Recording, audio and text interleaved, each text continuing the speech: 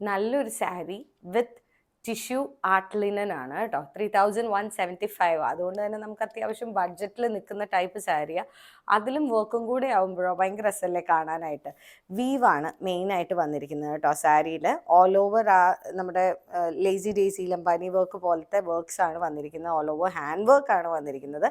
പല 3 types of contrasting ഷെയ്ഡ്സിലുള്ള ബോർഡേഴ്സാണ്. ആ ചെറിയ ടെമ്പിൾ, ആ ട്രഡീഷണൽ ലുക്കാണെങ്കിലും കണ്ടോ നല്ല രസമുണ്ട്. ഓരോന്നിൻ്റെ കളേഴ്സ് ഓപ്പൺ ചെയ്യുമ്പോഴും ഭംഗിയാണ്. ഒരു സർപ്രൈസ് പാക്ക് എന്ന് പറയണ പോലെ കണ്ടോ. അതിനകത്ത് അവർ ചെയ്തിരിക്കുന്ന വർക്ക് ഷാഡോ വർക്കിന് എഫക്റ്റ് ചെയ്തിട്ടാട്ടോ.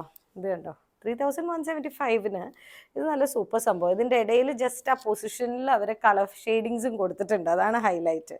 അടിപൊളി. ബ്ലാക്ക്, ബ്ലൂ, ഗ്രീൻ എല്ലാം കൊള്ളാം കേട്ടോ. നന്നായിട്ടുണ്ട്. പല്ലോലാണ് നമ്മൾ ഈ കാണുന്നത്. ഞാൻ കുറച്ചും കൂടെ ഒന്ന് ഡീറ്റെയിൽ ചെയ്ത് നിവർത്തി കാണിക്കാം കേട്ടോ. നമ്മൾ ഈ ഓപ്പൺ ചെയ്യണനുസരിച്ച് സാരിയുടെ ഭംഗി റിവീൽഡ് ആവണേ എന്ന് പറയുന്ന പോലെയാണ്. ഈ കാണുന്നത് പല്ലുവാണ്.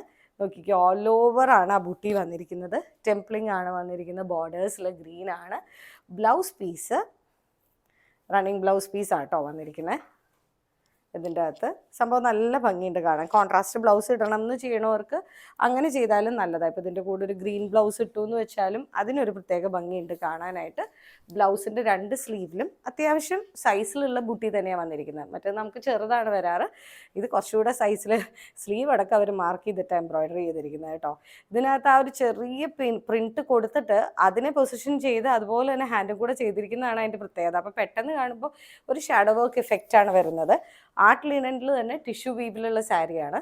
അറിയാലോ, വോവൻ ബോർഡർ ആണ്. അതിൽ ചെറിയ ഗോൾഡൻ ടിഞ്ചും കൂടെ കൊടുത്തിട്ടുണ്ട്. നമുക്ക് ഈ റേഞ്ചിൽ ഈ സാരി അങ്ങ് കൊടുത്തു പോയാൽ നമുക്ക് ഇതിനേക്കാളും അതൊക്കെ മേലെ ഫീൽ ചെയ്യുമെന്ന് വേണം പറയാൻ.